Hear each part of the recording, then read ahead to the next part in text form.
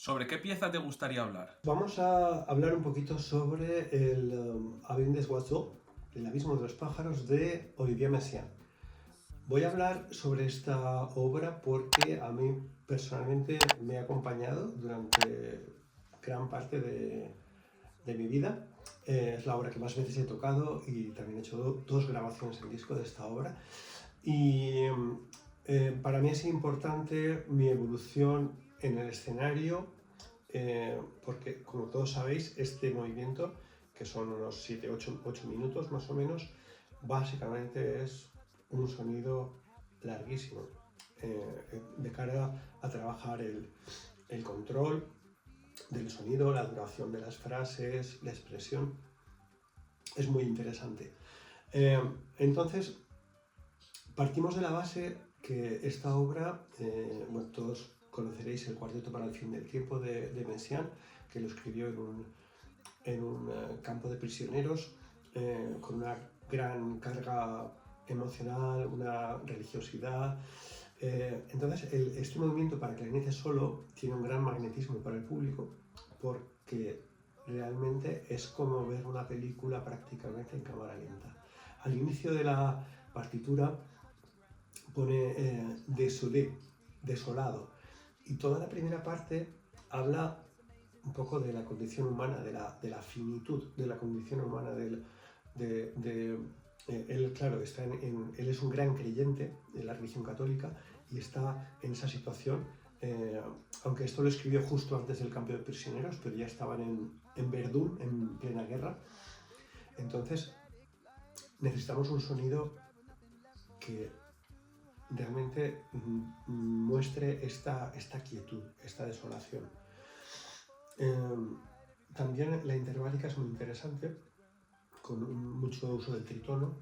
Entonces tenemos dificultades en cuanto a la longitud de las frases, en cuanto al legato, y que sea todo realmente con un timbre similar, porque si no rompemos el ambiente, la atmósfera. Entonces para mí es muy importante producir el sonido en un sitio donde vayamos a tener un control. Según mi forma de ver la técnica, cuando cuando el aire llega aquí a la boquilla, produce la vibración que después tiene una altura determinada dependiendo de la longitud del tubo. Pero el aire que hay dentro del tubo es el que ayuda a que esta vibración viaje. Entonces, para mí lo que es muy importante es lograr esa concentración aquí y una apertura en el cuerpo, de manera que tengamos una base sólida en nuestra pared abdominal que podamos mantener durante mucho rato. En el principio,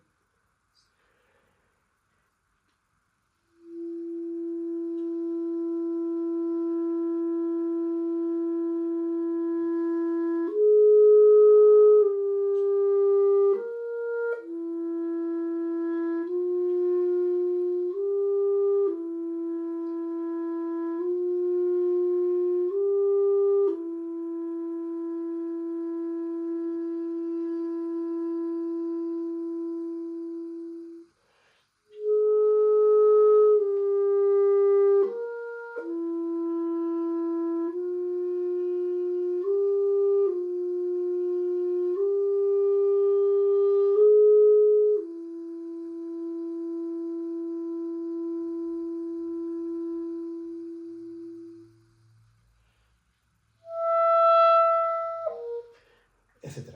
Bueno, este es el inicio de este movimiento del Cuarteto para el fin del tiempo. Como habéis visto, es sobre esta base de un fa sostenido, un mi, hablando en do.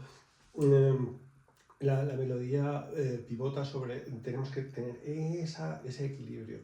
Evidentemente se puede hacer con respiración continua, pero yo creo que la respiración es parte muy importante de la música también, y yo prefiero respirar justo en mitad de la frase, aunque ya son dos largas respiraciones, y para que no se produzca una variación de sonido justo después del aire, es muy importante no desmontar el soporte de la pared abdominal mientras respiras, de forma que puedas añadir al aire que te quedaba nuevo aire y que ese aire se impulse directamente hacia la boquilla. Entonces, ¿habéis visto?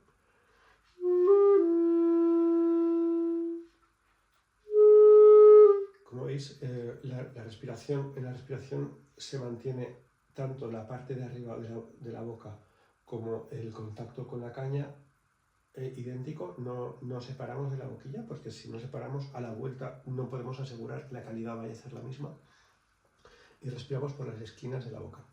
Me pongo un poquito de perfil.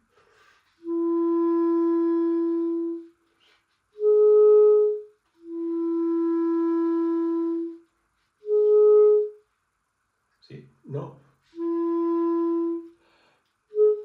O sea, intentamos no perder el contacto con la boquilla y simplemente relajando la mandíbula por las esquinas de la boca entra suficiente aire para continuar. La frase sigue más adelante con otra dinámica.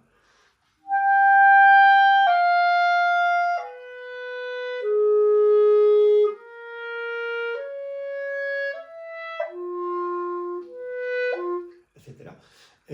Es importante, si queremos mantener ese espíritu de desolación, que el sonido no sea tenso, que sea un forte triste. Para eso, digamos, la posibilidad de tocar fuerte con el aire lento es interesante en el mismo sitio y dejándole mucho espacio en el cuerpo al forte.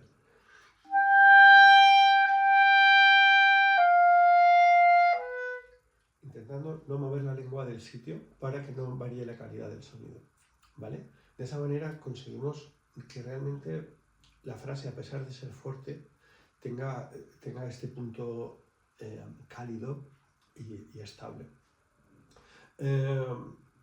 Esto acaba con un diminuendo.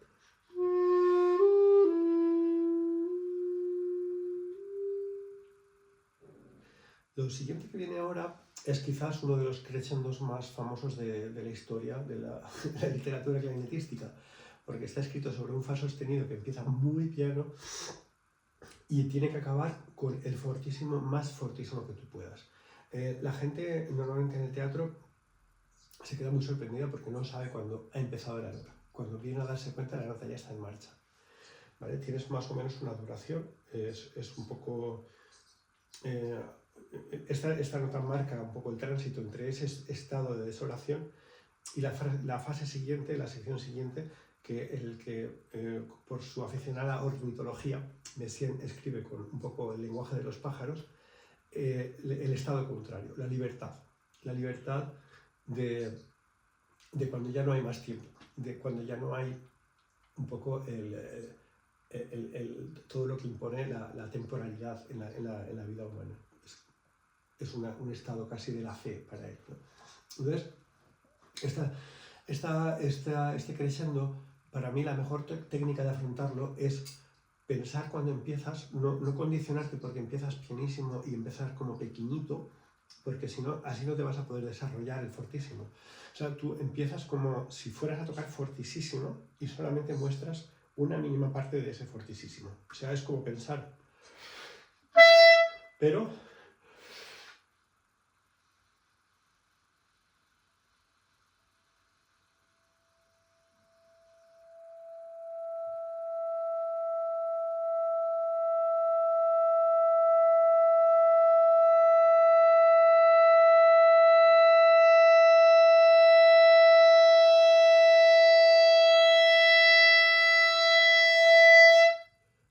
por ejemplo.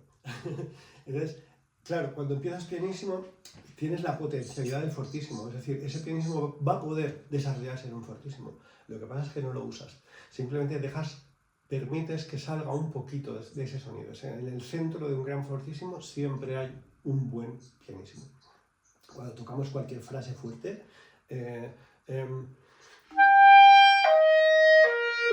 por ejemplo, del repertorio de orquesta, para que tenga calidad ese fortísimo, es como un pianísimo que tú lo liberas. Si tienes esa cualidad del pianísimo en el fuerte, es un fuerte que siempre está controlado, que siempre está redondo. Si tú estás tocando fortísimo y no puedes volver al pianísimo, es un fuerte un poquito peor. Es un fuerte que no está demasiado equilibrado. Esto que yo a lo mejor lo aprendí con otras obras, con Messiaen realmente tuve la ocasión de graduarme, porque claro, es que es tan extremo y es tan duro aguantar esos 8 minutos prácticamente sin que se mueva la música. Entonces, una vez hecho este pianísimo, os repito, es como si fueras a tocar fortísimo, pero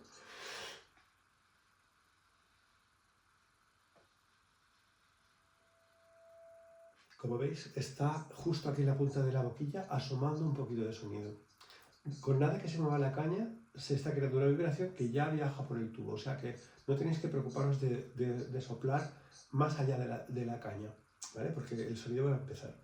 Después, cuando quieres tocar fuerte, liberas como más en tu cuerpo y suena más fuerte.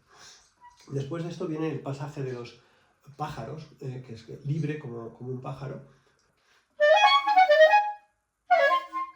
Como veis, es muy ágil. Entonces, la problemática que tenemos aquí es un poco el paso al registro agudo y también el uso del staccato, que puede ser demasiado duro. Por eso tenemos que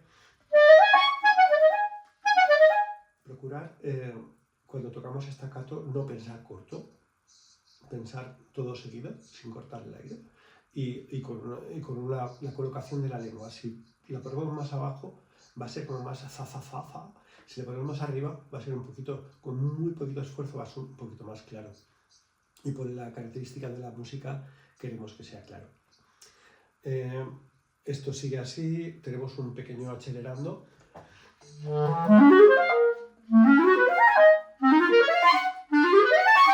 Como veis, son arpegios que van desde el grave hacia más agudo. Para mí la cuestión es la misma. Seguimos soplando en el mismo sitio. Una sola nota. ¿Qué cambia cuando nos vamos al agudo? Lo único que cambia cuando nos vamos al agudo, hay gente que habla de vocalización, es una forma de decirlo.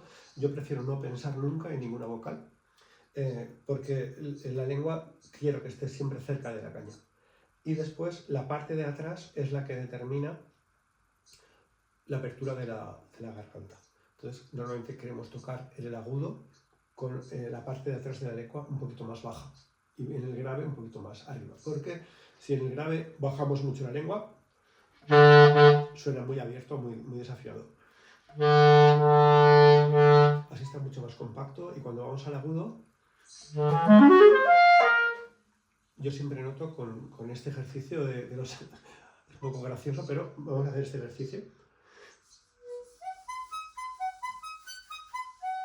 Esto se hace tapando la campana con la pantorrilla y tocando un si. Si hacéis esto veréis que cuando vais hacia el agudo esto baja. ¿Vale? O sea que realmente la naturaleza nos está diciendo no subas la lengua para el agudo, tienes que ir al contrario. Es como subir una polea, que si tú quieres que suba el objeto, tú tienes que bajar el otro extremo. ¿De acuerdo? Cuando suenas grave, esto sube. O sea que vamos siempre con los antagónicos. ¿De acuerdo? Entonces... Cuando llegas al mi bemol agudo suena perfectamente normal porque casi no hay ni que pensarlo, es simplemente con pensar, con sentir que la lengua se relaja en el agudo un poquito y mantienes la punta de la lengua en el mismo sitio. Al haber más volumen detrás y mantener el mismo volumen delante, generas más presión. Esto lo puedes hacer soplando más fuerte, pero muchas veces no hay que tocar fuerte en el agudo, hay que tocar muy piano. Entonces no puedes soplar más fuerte porque entonces ya que tocas piano. Entonces esto se hace por un poco la diferencia de volumen dentro de la boca. Entonces, cuando ha pasado este pasaje, viene uno de los ecos más famosos también.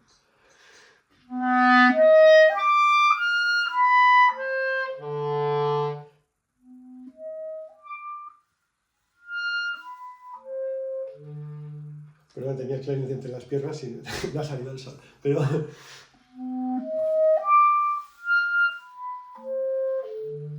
Como veis, es como tiene una forma de arco iris y está formado por las notas del principio, pero en la dominante.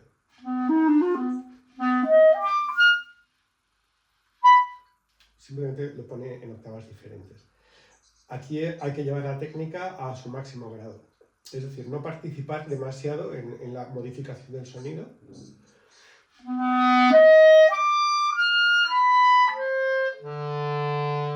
Entender un poquito cómo funciona la lengua y de esa manera los portamentos van a salir muchísimo mejor.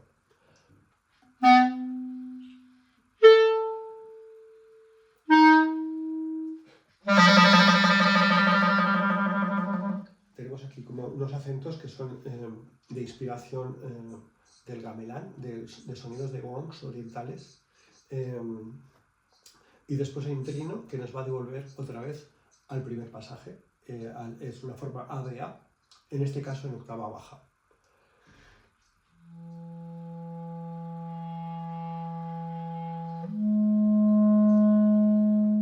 Vale, tenemos la misma sección que hemos tocado al principio, pero una octava baja. Y tenemos ocasión también de continuar misma táctica, mismo sonido, siempre la lengua bien situada, escuchando, si es posible, el armónico de la doceava. Estoy tocando un fa sostenido, pero quiero escuchar el do sostenido, porque es lo que le da color. Y puedes tocar pianísimo, pero le da mucha proyección la escucha de los armónicos.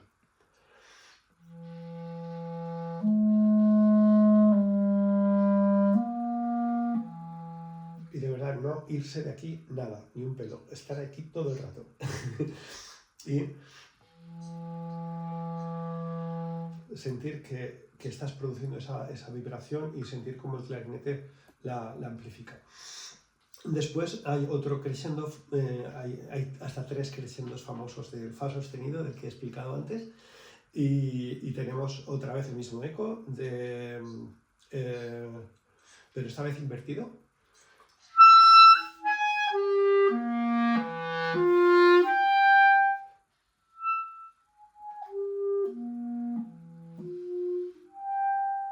Y la obra acaba.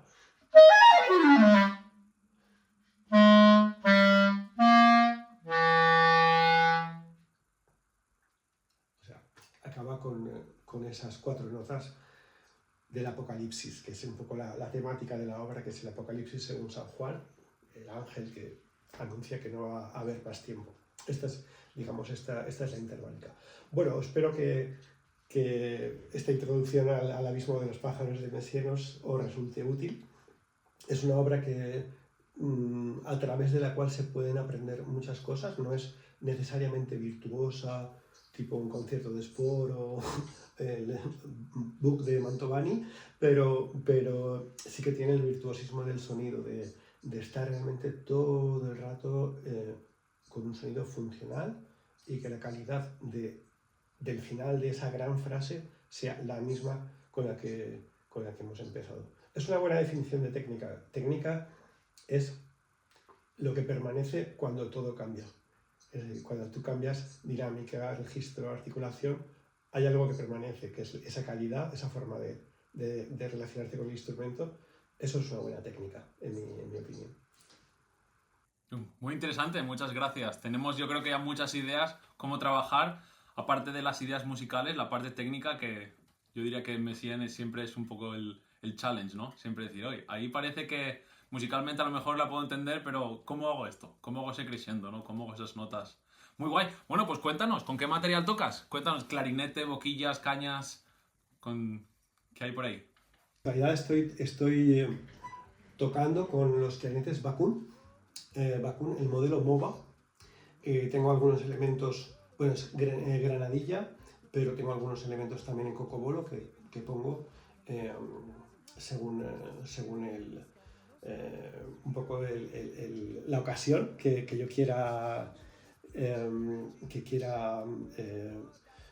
por determinado tipo de música, si es más ligera o si es un poquito más, si estoy tocando un Brahms o así.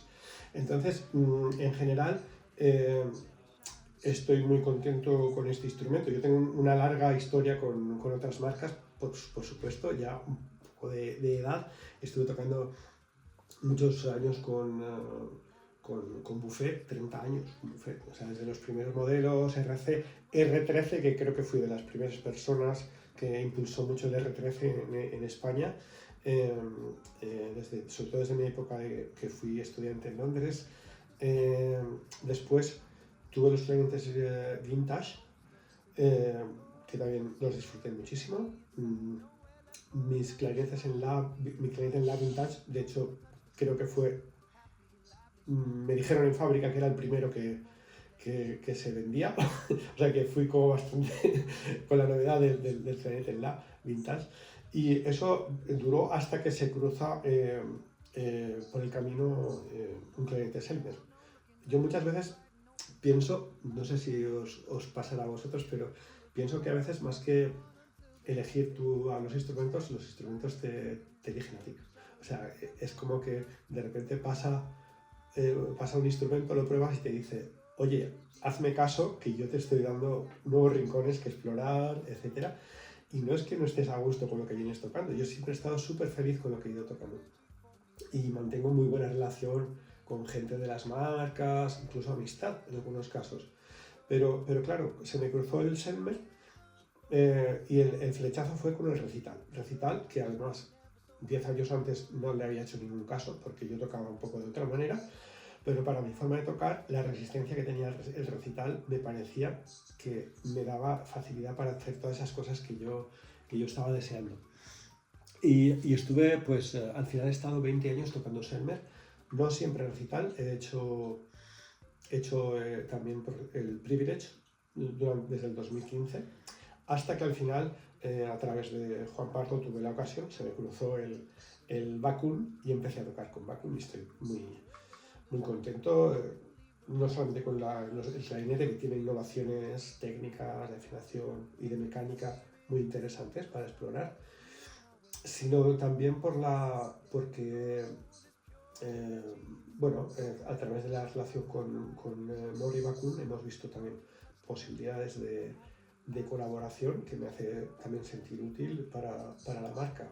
No es que haga un trabajo comercial nunca, yo siempre he tocado los instrumentos porque me han gustado, pero al final el poder colaborar, sobre todo en esta marca que es muy custom, ¿no? que hay un clarinetista detrás de la marca y que está interesado en saber cómo sienten y cómo piensan los usuarios de la marca, pues ese aspecto me está gustando mucho.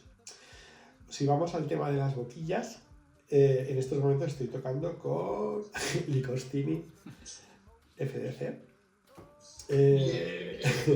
Es una boquilla un poquito customizada porque es un poquito más corta. Yo estoy trabajando en Alemania, toco muy a menudo allí. Entonces, con las boquillas Licostini que estaba tocando antes, que era la RS, era justito. Tenía que poner barriletes muy cortos para poder afinar allí con los pianos.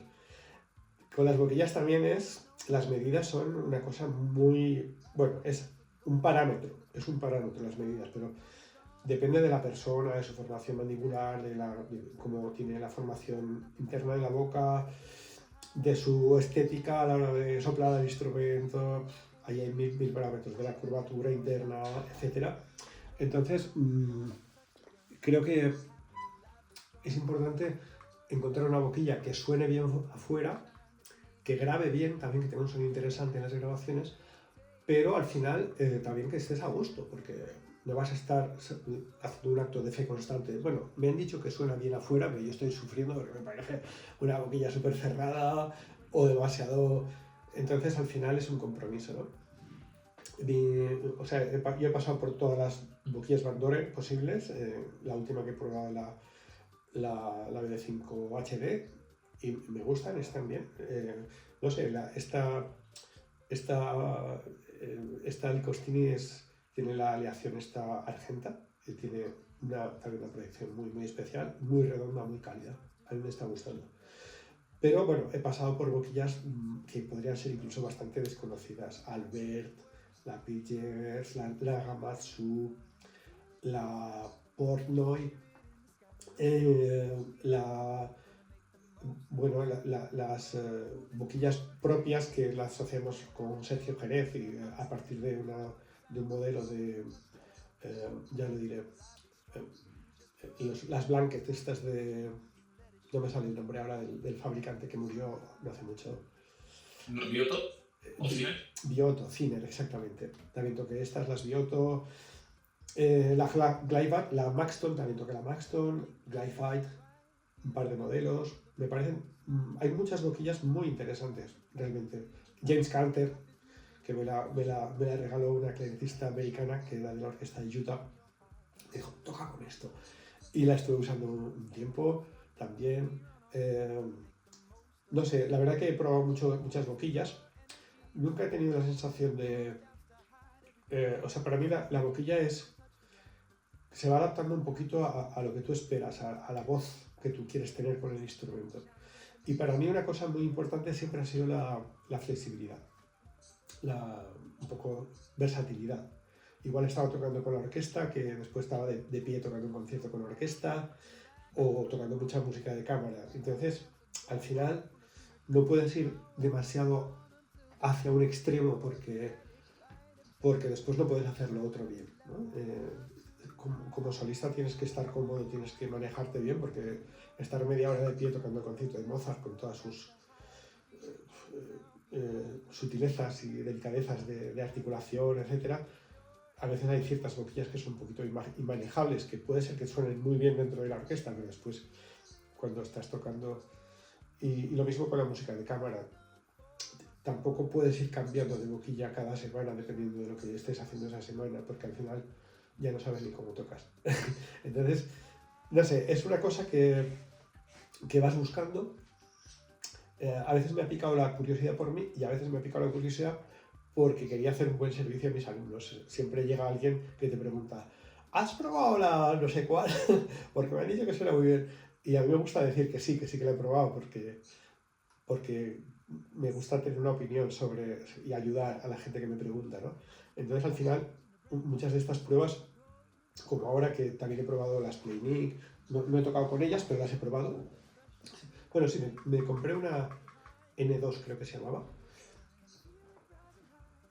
Me convenció una exalumna en Tokio, que estuve hace unos años ahí de gira, y me dijo, cómprate esta boquilla que suenas muy bien, así que, bueno, va, te voy a hacer caso. Y después estuve un par de meses, pero daba cosas buenas, pero después echaba de menos otras. Al final es estar abierto, pero la boquilla tiene que servir un poquito a tu criterio, a tu forma de ver el sonido, a tu técnica y ya está. Ahí se puede hablar muchísimo sobre boquillas, pero la característica principal es que tú tienes que estar a gusto, comprobar, grabarse, ver que está sonando bien agudo, pero al final con la experiencia también te das cuenta un poco la relación entre lo que tú crees que suena y lo que suena está más cerca. Cuando tienes menos experiencia, a mí me pasaba que yo creía que sonaba una cosa y después escuchaba la grabación y era otra, porque casi que te escuchabas más por dentro y creías que era como la voz cuando te grabas, que crees que suenas de una manera y después te escuchas y dices, este no soy yo no. Y con el clarinete pasa un poquito igual, que tú suenas de una manera, pero tú crees que suenas de otra. Hasta que con más experiencia pues se va pareciendo un poquito más. Aprendes a darte cuenta de realmente cómo suenas simplemente por la sensación que vas teniendo. Y falta la abrazadera, muy importante. La abrazadera, yo estoy tocando abrazaderas carbonísimo. Las dos modelos, la Allegro, que es esta, y la Axel, que es como roja. Y muy bien, me parece que es una abrazadera que tiene todas las propiedades que tú quieres de una abrazadera, que es que permite la vibración, es un sonido rico, facilita la articulación respecto a otras marcas. No dudo que hay otras abrazaderas que van muy bien también, pero a mí me produce el placer también colaborar con una marca de aquí. Y, ¿sabes? Y es ligera, no es nada aparatosa, es bonita. Y ya está. Al final se trata de encontrar también una...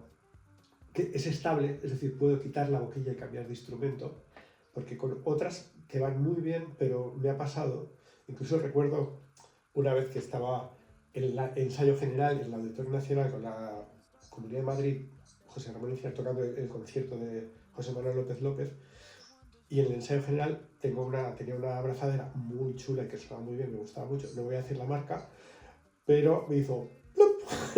me saltó como un tapón de una botella de cava en mitad del ensayo. Y al final, sí que es verdad que entonces estaba usando unas boquillas que eran Van Doren, que era la L4 que se llamaba, creo, que eran como un CL4 o CL5, sí. Eso es, la CL4, que eran un poquito así como picudas, que eran, no, la pared no era tan recta, sino que era más inclinada. Y era un poquito peligroso con las abrazaderas, porque a veces saltaban. Pero bueno, al final puedes cambiar el barrilete para un cambio rápido, pero a veces quieres cambiar la boquilla. Entonces, o cuando estás probando cosas, no me gusta que la abrazadera se te salga. Es un poquito tener que volverla a poner. Me gusta pues hacer así y poder sacar todo junto, ¿no? ¿Y las cañas? ¿Qué cañas nos has dicho? Pues yo he usado siempre con algunas incursiones, he hecho alguna incursión a Pilgerstorfer o a Dadario o estas cosas, pero mis cañas son Van Doren. Uso cañas Van Doren del número 3, caja azul, tradicional, que me gusta más el agudo. El grave, digamos, no es tan potente como las cañas más gruesas abajo, como la V12 o la Rule Pico. Esta hace un grave un poquito más grueso, pero la calidad del agudo me gusta más con la tradicional. No demasiado fuerte, ¿eh? O sea, tampoco hay que sufrir demasiado. O sea, no me gusta una caña excesivamente fuerte, porque también depende mucho de la boquilla. Recuerdo una vez que Anthony Payne me dio una caña del 5 con una boquilla que me pasó para hacer una especie de cura de hacer fuerza, de más. Y yo digo, del 5 no voy a poder hacerla sonar. La puse y no la podía hacer sonar. Pero no la podía hacer sonar porque apretaba, porque esa caña con aquella boquilla parecía del 1,5.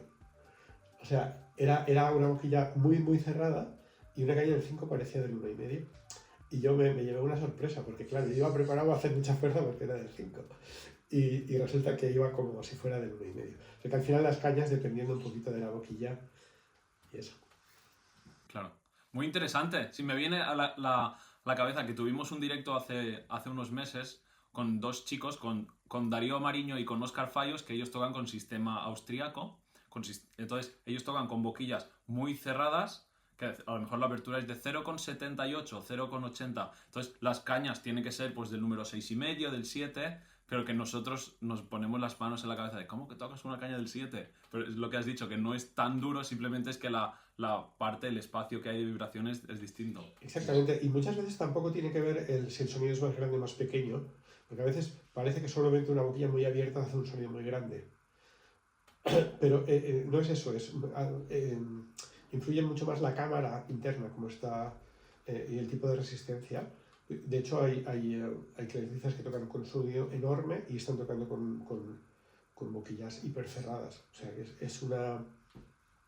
Al final, la boquilla es la oposición a nuestro aire. Es decir, nosotros echamos aire contra una resistencia.